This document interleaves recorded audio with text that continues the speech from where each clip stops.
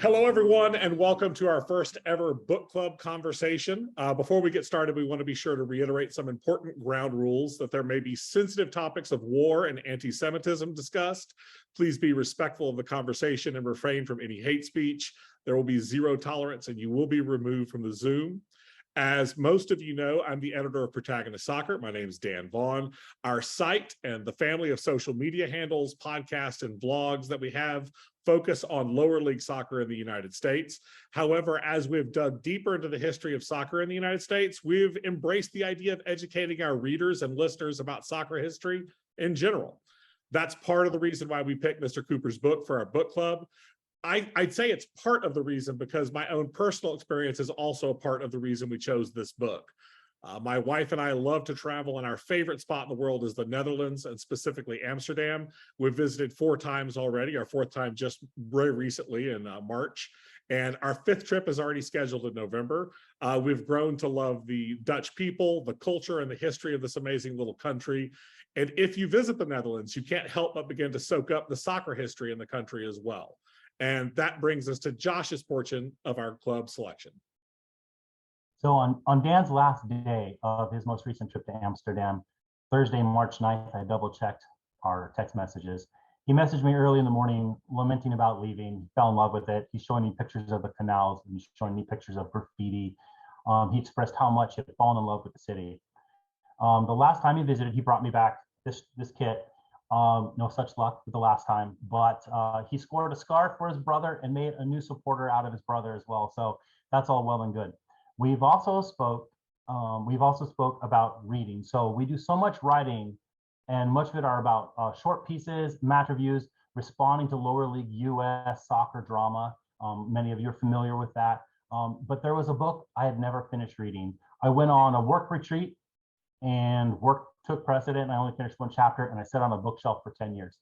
And all of a sudden, Dan said, "Hey, I'm in love with Amsterdam." I grabbed the book off. I said, "I'm going to finish this, Dan.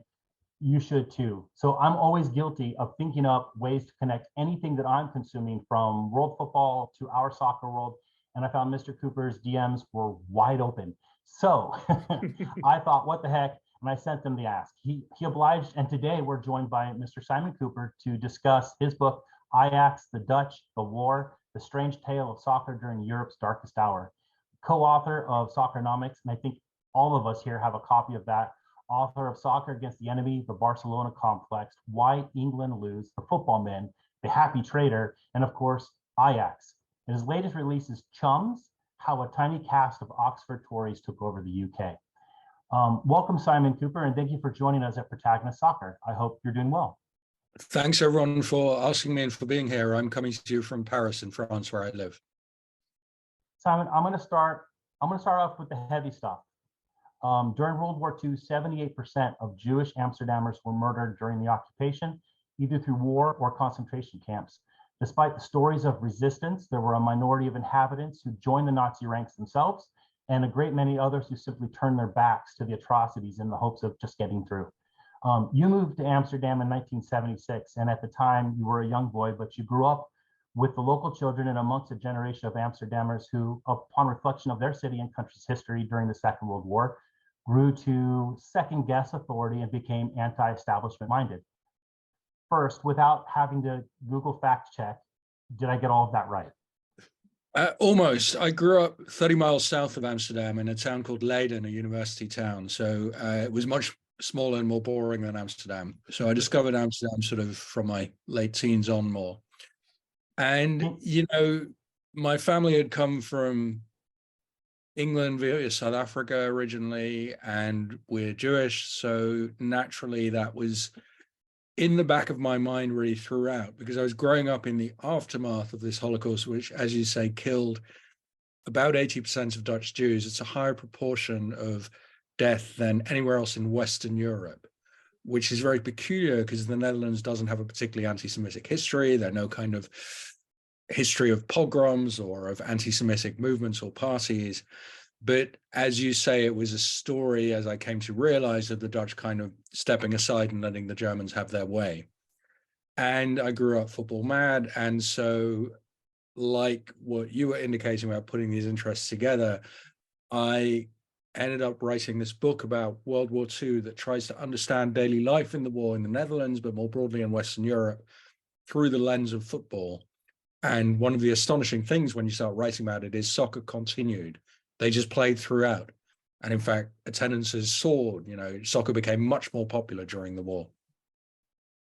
How much of, when did you know that this story needed to be written? How far along were you in your academic career?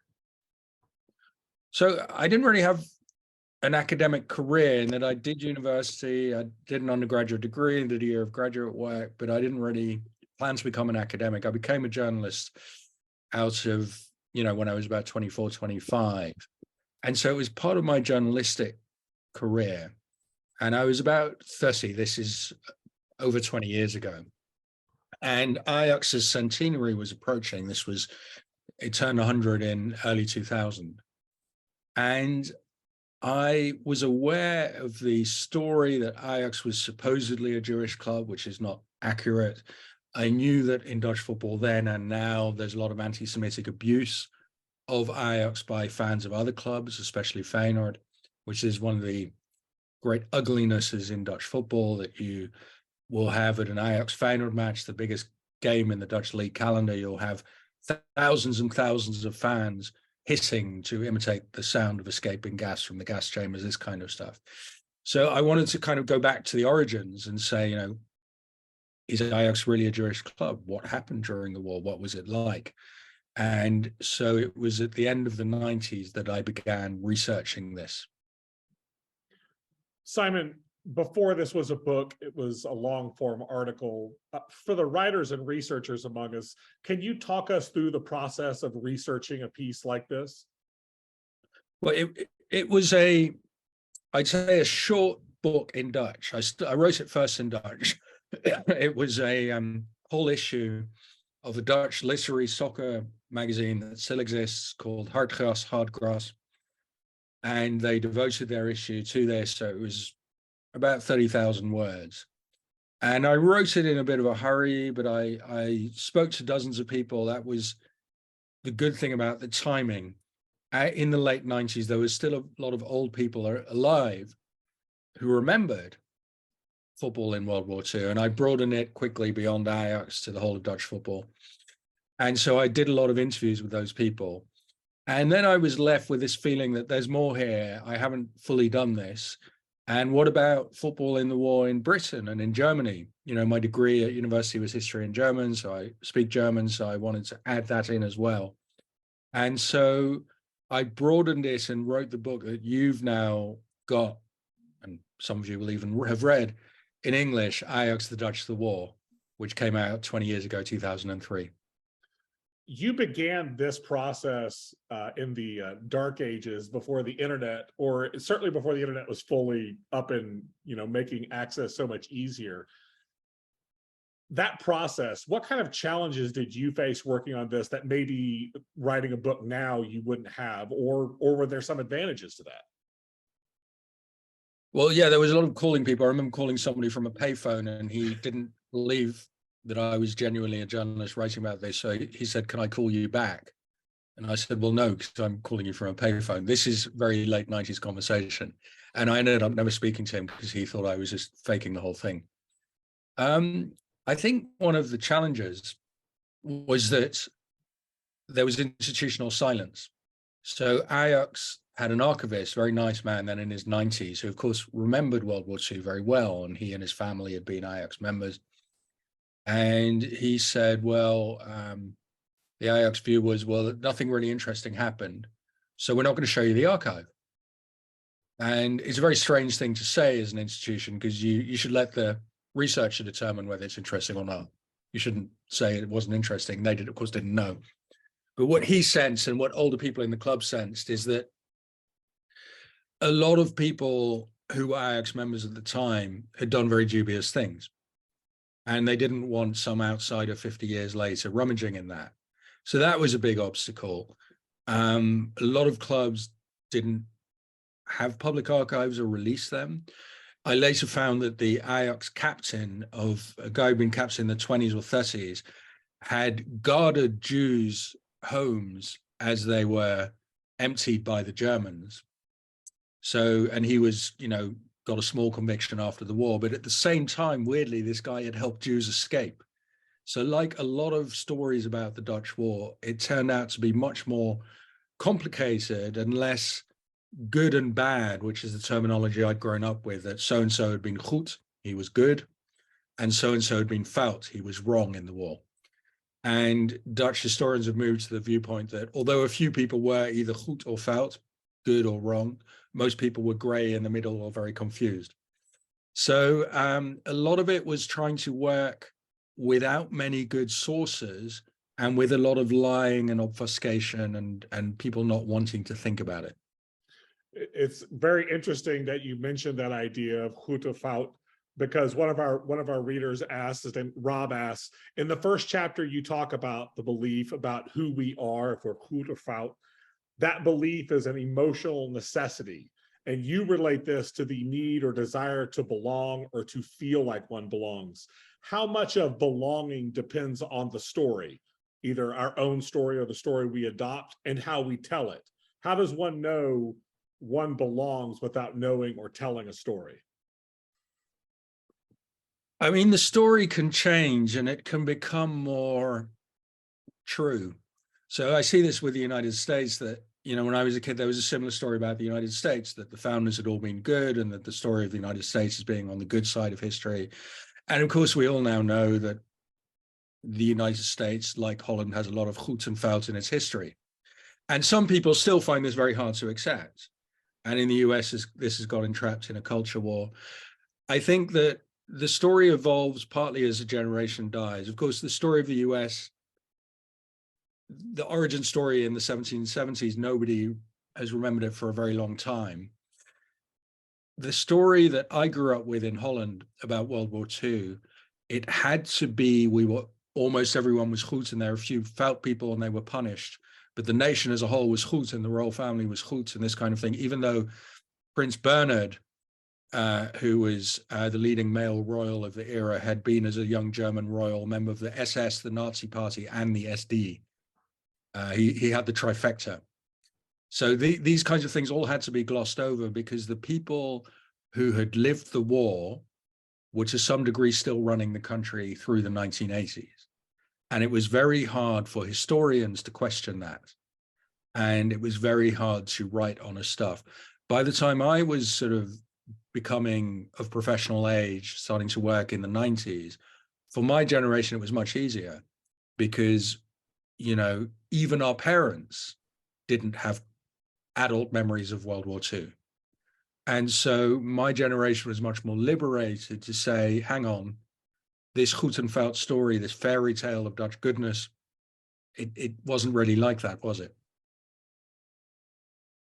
In chapter 2, we get a glimpse of Amsterdam, life in the Jewish quarter, and the importance of Ajax to those living near enough to take the murderer to it.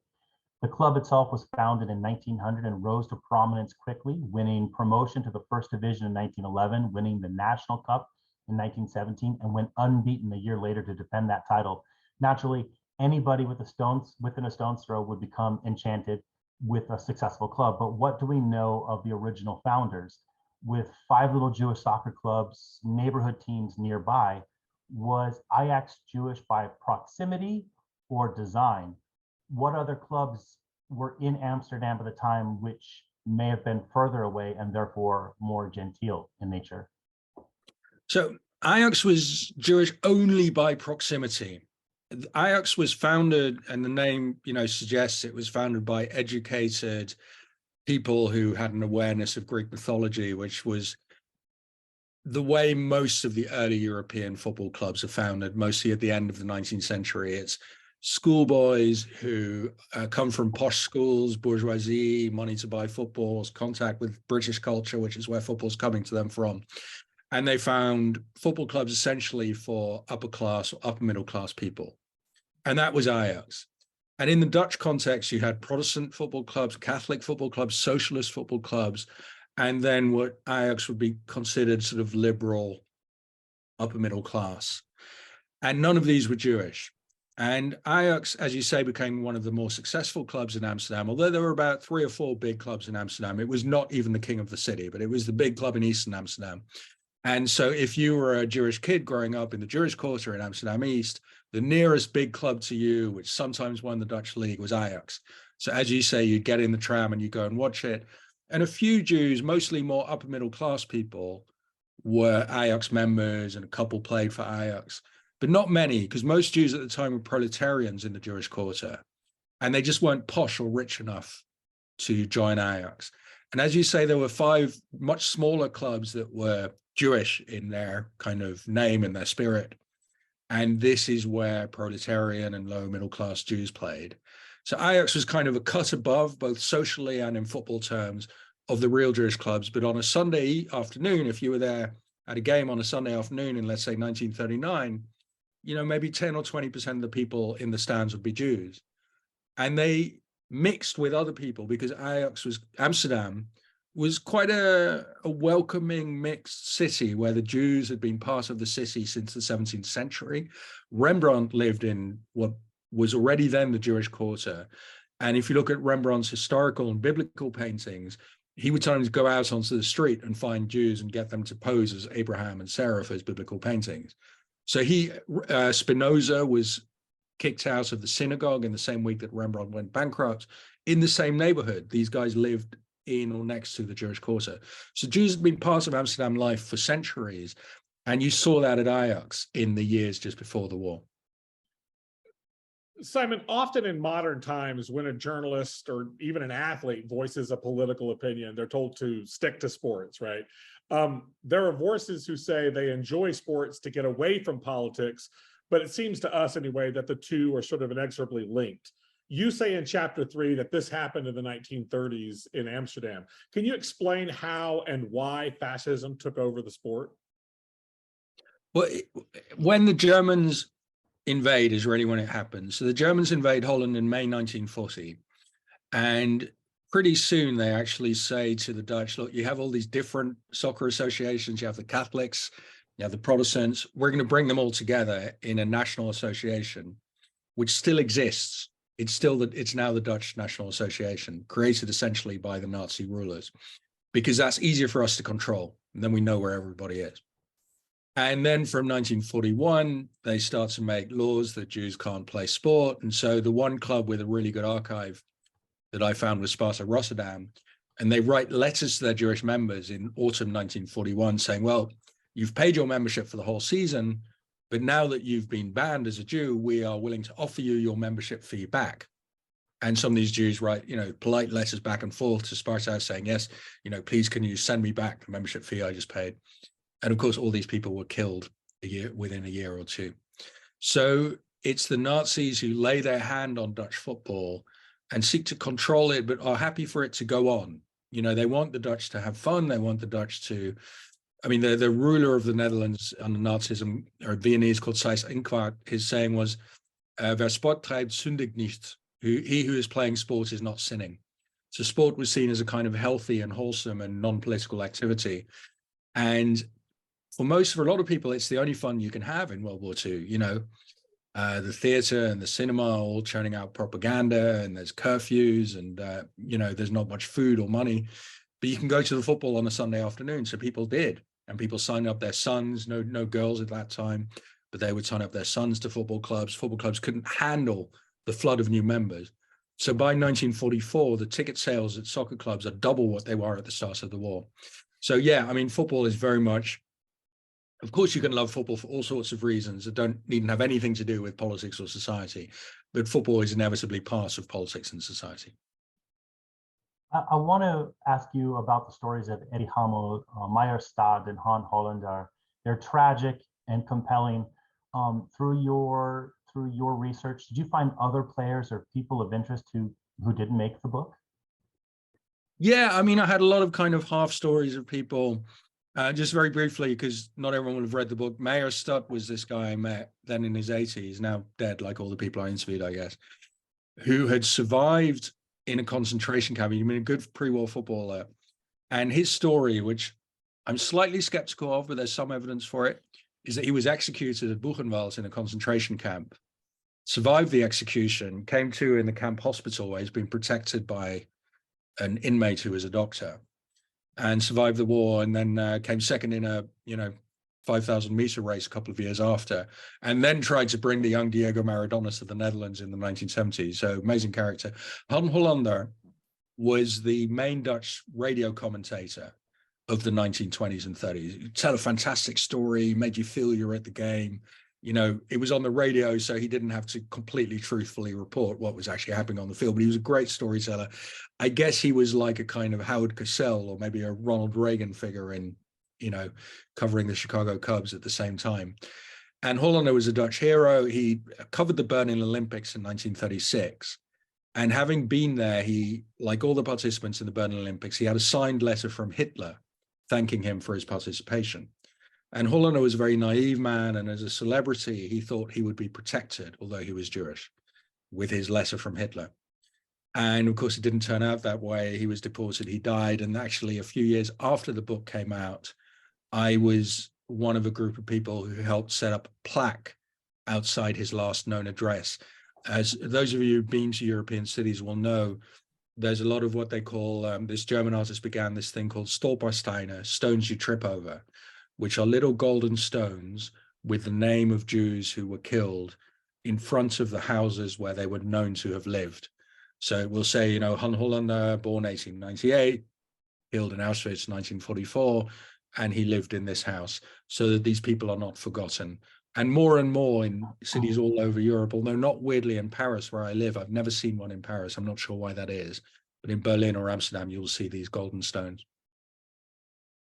In chapter 7, Boom, you discuss the success of entertainment in the Netherlands during the occupation, especially the rapid growth of soccer, which you previously mentioned today.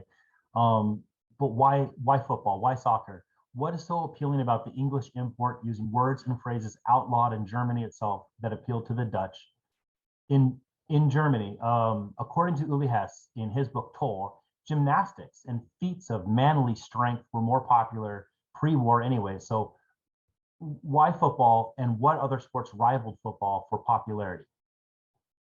Well, why football? I mean, I think we've seen a version of this happen in the United States the last 40, 50 years, right? The game arrived, and a lot of people, including presumably many of you, said, wow, this is great, and everyone can play. And so soccer seems to have this power that it conquers every known society, whether it's some remote Scottish island, the Netherlands or Papua New Guinea or the United States. Once it arrives, it's like this virus that is very hard to stop. And it wasn't just Holland. I mean, it happens in England, of course. Soccer is very, very old by the start of the war. It's been a big game for 50, 60 years. In Germany, like in the Netherlands, it's really growing in the 20s, 30s, and it's helped by radio. And actually, the day the Germans invade the Soviet Union, 22nd of June, 1941, which is really the key day of World War II, it's the decision that will end up losing Germany the war. That day, they played the German Cup final in Berlin in front of 100,000 people. I mean, it's the soccer madness really in all the countries I looked at in World War II is quite astonishing. Why soccer? Because we know why soccer. And before the war, indoor cycling was big, boxing was big. But once soccer takes off, it's very hard for other sports to compete. You're seeing a version of that with baseball in the United States.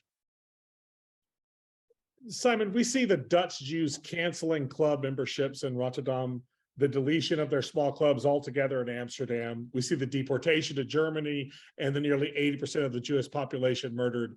Given you note that the Dutch have whitewashed some of their own history, did that present a hurdle to get past while working on this book?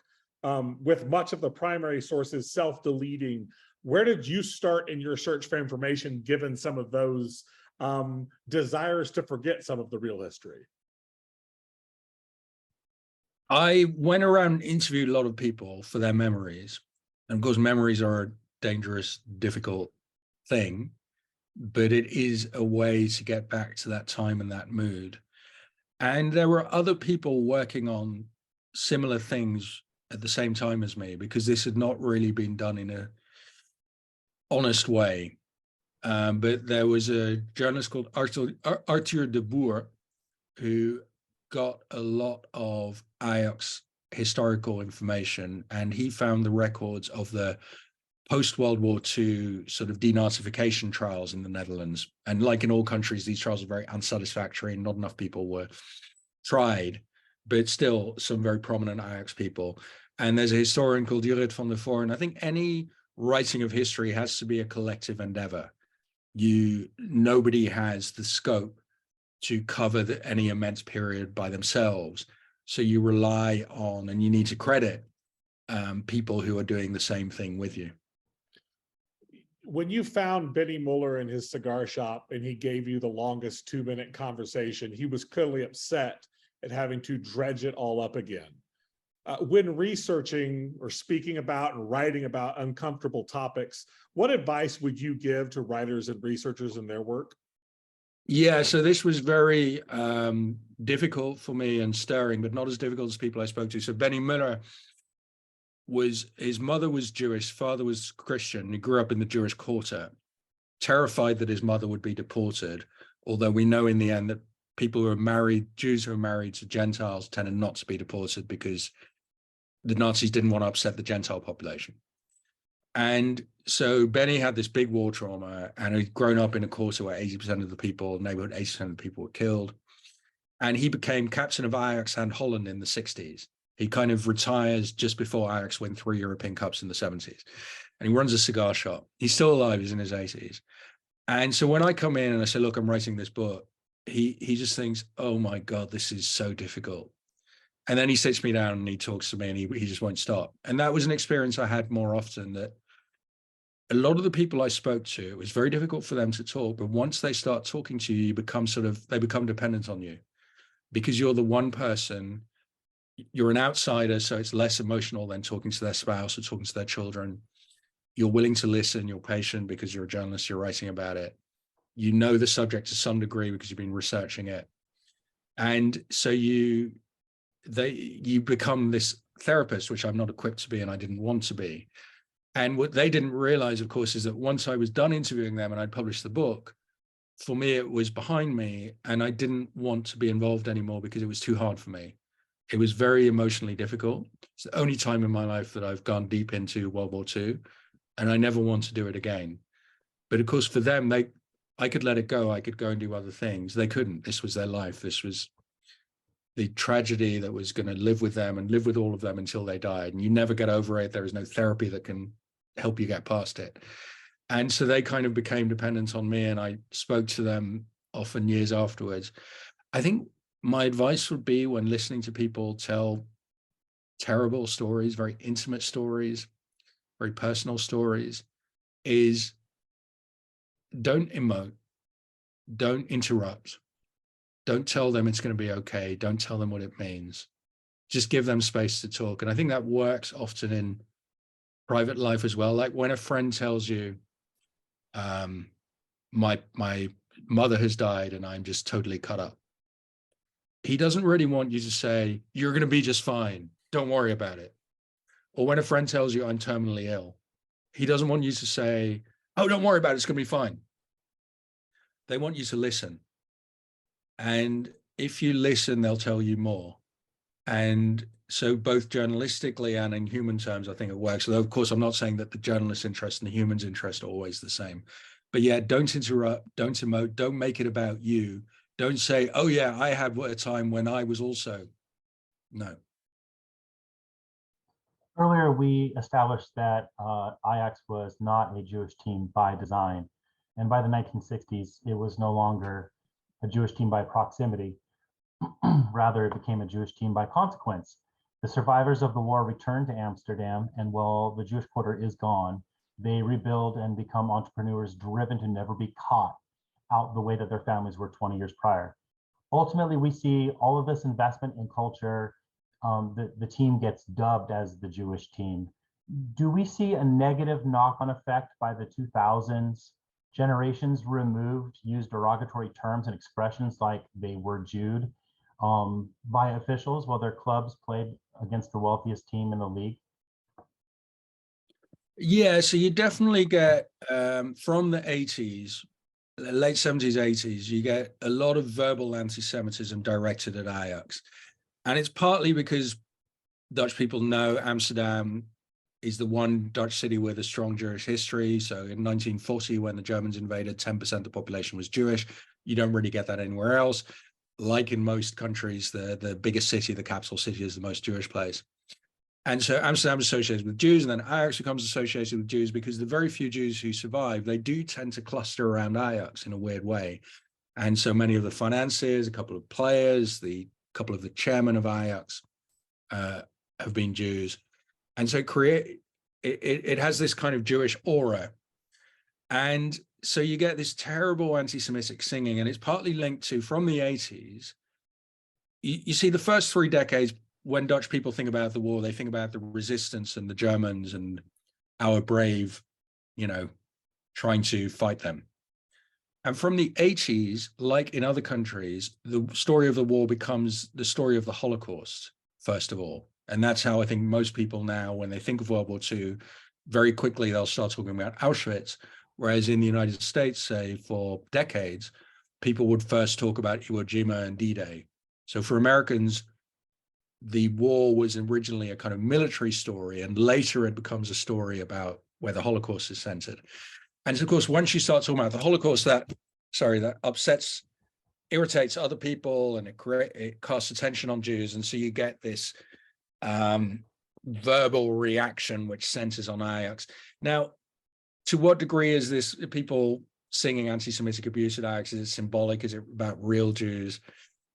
There is a kind of symbolic and play element and teasing and joking, of course, in the most horrendous way possible. But I think it can spill over onto real Jews. So if you are making hissing noises at a football match, your attitudes to Jews might change. And I spoke to this one Jewish woman who's now a rabbi in Amsterdam.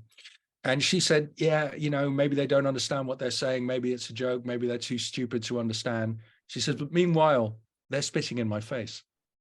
She says, in the end, I don't really care what motivates them. They're spitting in my face. It's now 2023. What does one experience while touring the Jewish Quarter? Because I haven't been there. And are there still fans calling themselves the Jews, waving flags, and that are bearing the Stars of David in stands now? I haven't been to Ajax since that terrible game against Tottenham 4 years ago when they lost the Champions League. There are always whenever I've been, there's some Israeli flags, and there's some kind of we are Jews, we are super Jews chanting, because I actually quite like that at Ajax. The fans have adopted Jews as a kind of positive name, so they call themselves Jews. So you do get that. If you go to the Jewish Quarter, I mean, the Jewish Quarter, the last winter of the war in Holland was very hard because the Germans stopped sending food to the Netherlands, partly to punish the Dutch for rail strike and partly because they needed the food in Germany. And so people went hungry, people had no firewood, so they tore down a lot of the empty houses in the Jewish Quarter, empty because the inhabitants had been deported, and they used them for firewood. So by 1945, the Jewish Quarter had been decimated, most people were gone, a lot of the buildings were gone, and they built a 3-lane highway through it in the 60s.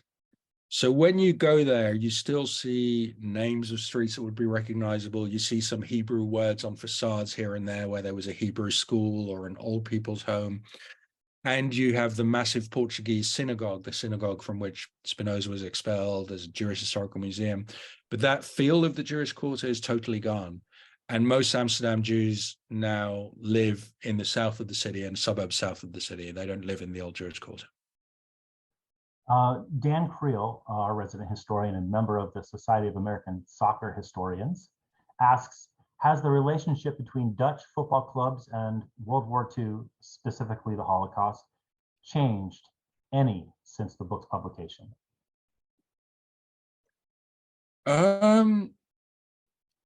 No, I mean, the anti-Semitic abuse, sometimes it kind of quietens down, and in recent times it's come up again. So recently, thousands of AZ Alkmaar fans were arrested by police this spring for chanting anti-Semitic abuse in Amsterdam on a visit to Ajax.